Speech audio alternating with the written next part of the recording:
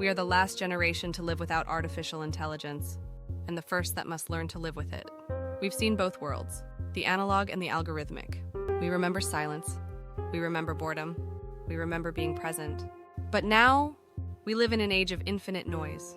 Notifications, deadlines, updates, speed without meaning, progress without direction. We built machines to think faster, predict better, optimize everything. And somehow we forgot how to breathe.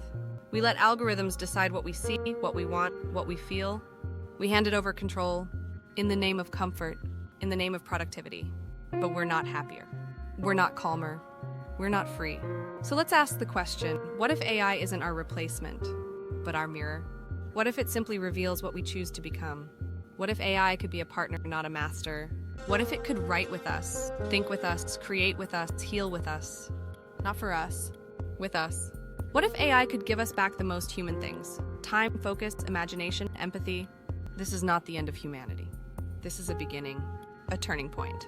The last human revolution won't be fought with weapons. It will be sparked by intention, by people who choose to reclaim meaning, to build with care, to think deeply, to live fully. Because the truth is, AI is not the main character. You are. You plus AI equals sign the last human revolution.